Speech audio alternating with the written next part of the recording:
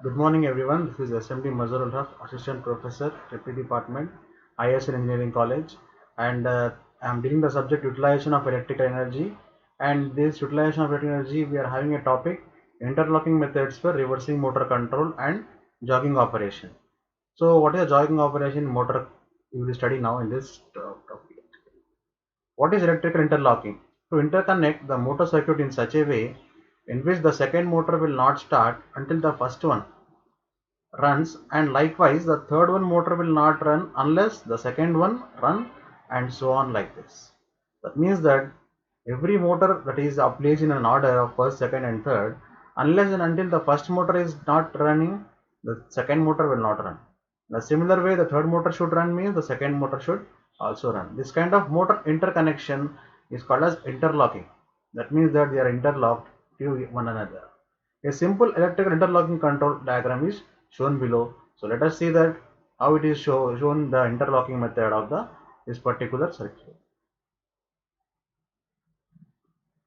So electrical interlocking, here we are seeing that there are two lines L1, L2, and in between those fuse are placed, and also you are having the switches, the push buttons, as well as normally open circuit and normally closed circuit. Here you can see this normally open and normally closed circuits, where you can find out this push button.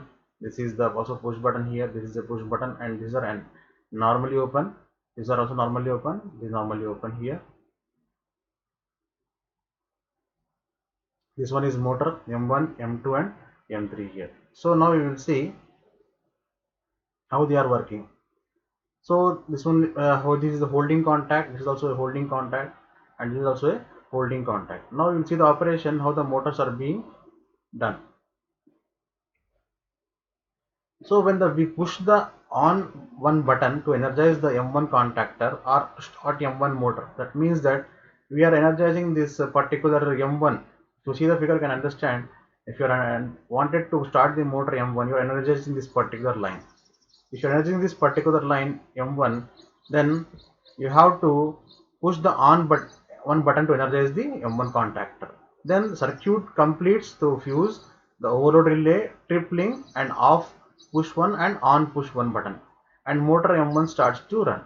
So if you see carefully here, you are having this push button 1, as also you are having this on push button, and also M1. Through this, all if they are closed, then what happens is the M1 will start running.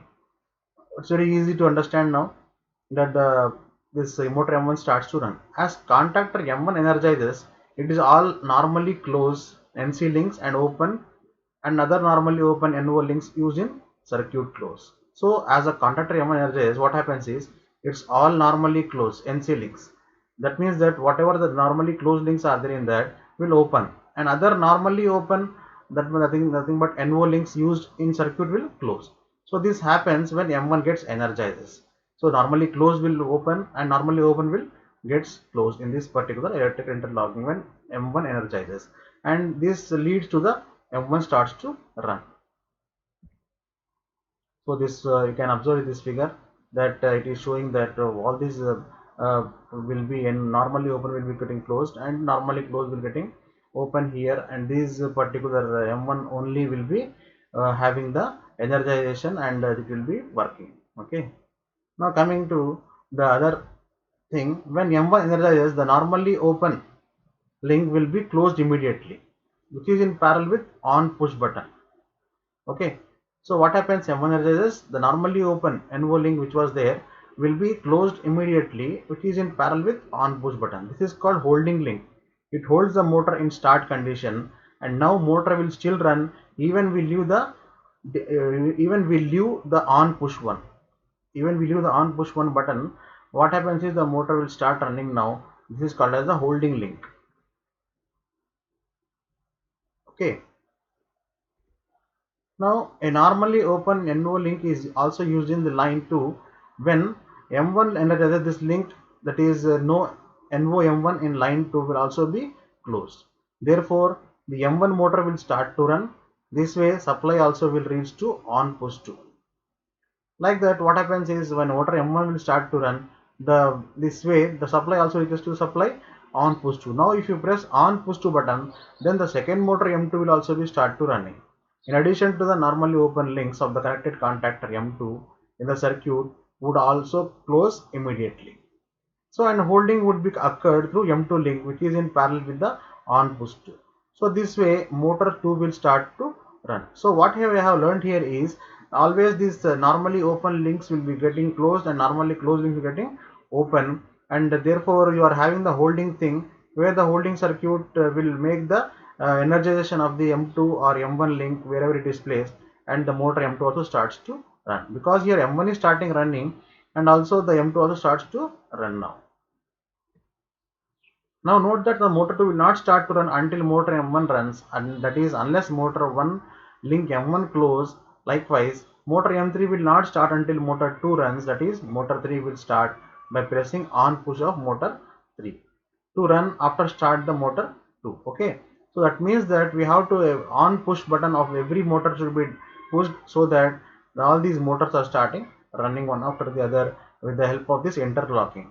So this interlocking method makes the every motor to be running, knowing that each and every motor is having a this push buttons, and with these push buttons we are able to start the motors, and also we are interlinking between each and every motor, that if the motor M1 starts then motor M2 also starts, if motor 2 starts then motor 3 also starts. In each control circuit the control fuse and the overload relays are connected for short circuit and overload protection of respectively. Now note that motor 2 will not start to run until motor 1 runs unless motor 1 link M1 closes. Likewise motor 3 will not start until M2 runs, that is motor 3 will start. Okay. Now modification in the electrical interlocking control circuit we will see now. This is a simple electrical interlocking circuit.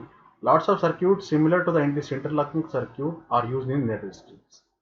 The circuit interlocking depends on nature of working and task which is to be done by motors. So we may use and make any kind of interlocking circuits for any purpose very easily because of the electrical interlocking concept just we have seen now.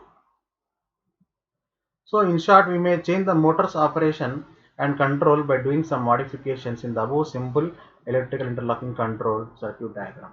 For example, if we need that motor 1 should stop when motor 3 starts to run, then we may use a normally closed link of M3 in line 1. This way when contactor M3 energizes and motor 3 starts to run, the normally closed link of motor M1 connected in line 1 will open immediately after energizing the M3 contactor, which causes to de-energize the M1 contactor, hence the motor M1 will stop. So here what is going on is when we according to our requirement we can make the motor open or close or energize or de-energize depending upon the requirement. So if we need the motor M1 should stop when motor M3 starts to run, then we may use normally closed link of M3 in line 1. So what is the normally closed link of M3 in line 1 means you have to make the line in the line 1 you have to make the normally closed link as a usage, and this way the contactor M3 energizes and motor 3 starts to run, and the normally closed link of motor M1 connected in line 1 will open immediately after energizing M3 contactor, which causes to de-energize the M1 contactor, hence the motor M1 will stop. So all this depends upon the normally closed and normally open link. So normally closed link, if it is opened, what happens for the M1 link, then the stops energizing and de-energizes, and therefore the M1 motor stops to run. So this normally open and normally closed links are there for the contactor that are to be maintained, so that if you want a supply you can close it, if you want to run or if you want to stop you can make use of this NC and NO, normally closed and normally open. This is like a switch only, this is acting like a switch. Okay, normally closed and normally open links are nothing but switches. So we may also configure the above electrical interlocking control circuit with little modification for start and run each motor individually. So three-phase induction motors run with 2 speeds and also 1 direction, and 2 speeds and 2 directions motor control, and induction motors reverse forward direction is types of electrical interlocking. So different types of induction motors also there, and we can use for different types of speed control also here. So we can see one more diagram. There you are having this electrical interlocking circuit diagram here. There you are having the four lines, and also we are having this fuses and push buttons, and the normally closed links as well as normally open links. So whenever you want to open the link and you want to operate this motor, you can open this one and it doesn't operate. If you want this one to operate, then you have to push this push button and it should be closed. If it is closed, what happens? The supply will come directly and this will get energizes. This push button should be on, as well as this NC should be also closed position only. If it is open, it doesn't get it doesn't get energized. So the supply will be flowing here. Whatever the motor you want to run and whatever the motor you want to close, after starting and stopping of other motors, you can do it very easily by this interlocking diagram. Because if you want to stop this one, you need not put this off push button. This is off push button. That is if you are having to want to make this off push button, so release the off push button here, then the supply will not come here. Okay, and from this supply, if you are making this on push button here, the supply will go to the this particular normally closed and this contactor will get operated. Okay, so it all depends upon the switches here. You can see this diagram and learn from this diagram that there are push buttons as well as the normally closed and normally open circuit switches, so that you can make the contactor energize and the contactor may make the motor to run or stop. Okay, so one more concept you have to study here is jogging. What is jogging? Jogging refers to repeated starting and stopping of a motor. In short, we can say that burst to perform a particular movement, such as moving a crane to a particular location. The motor is operated on full power. So jogging is moving the motor in small increments. Like your jogging means in general we say that it is a very slow movement. Also we can say that. And in normally in this particular context we are talking, jogging refers to repeated starting and stopping. So starting and stopping takes place here repeatedly. So it is referred to as a jogging here. And what about inching? Inching is similar to jogging and the two are often confused with each other. Inching involves short thrust of motion at reduced power. The motor is made to run at a reduced voltage. Okay, this is similar to jogging but not jogging. It is inching, and inching involves short thrust of motion at reduced power, but jogging is at the full power only. So the jogging and inching, the definition of jogging or inching as described by some association here is telling that the quickly repeated closure of a circuit to start a motor from rest for the purpose of accomplishing small movements of the driven machine is called as jogging. The term jogging actually means to start a motor with short jabs of power at full voltage. The term inching means to start a motor with short jabs of power at a reduced voltage. Although the two terms mean different things, they are often used interchangeably because both are accomplished by preventing the holding contacts from sealing the circuit. So here jogging and inching are nothing but starting and stopping of the motor repeatedly. So this can be done by holding circuit and switches only. Jogging should not be done more than 5 times a minute. This is because jogging can cause the motor to overheat because of starting and stopping repeatedly. If jogging is to be done frequently, the starter of the motor should be derated. So jogging operation in AC motor. What is in jogging operation in AC motor?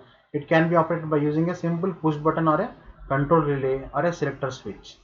So repeated starts and or jogs of induction motors generally reduce the life of the motor winding insulation, and as a much greater amount of heat is produced by each acceleration or jog by the same motor under full load conditions.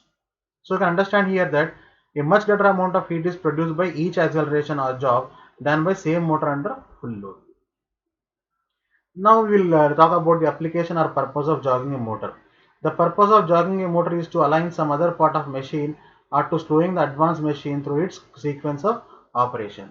This is usually done during a repair or maintenance operation. An example of jogging or bumping a machine might be when greasing linkages, the machine is bumped over so as to position the linkages for access so they can be greased.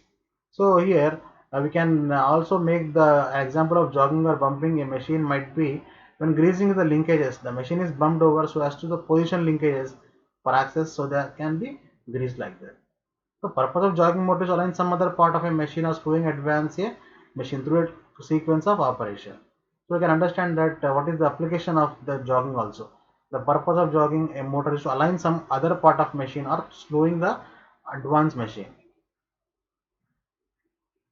So you can see here how the start and stop is done by this particular circuit, where your stop button is pressed and again start button is pressed.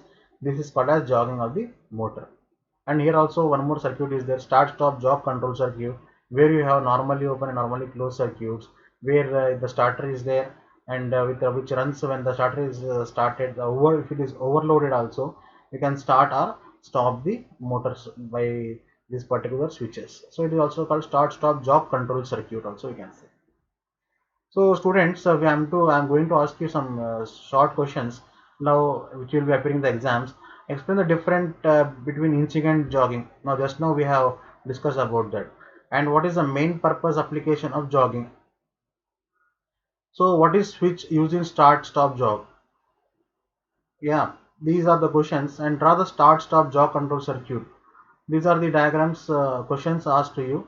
So please prepare these questions. Okay, these are the things we have discussed in our today's lecture. So thank you very much for attending the class. And also we will be starting the next topic of about the synchronous motor starting also in the next class.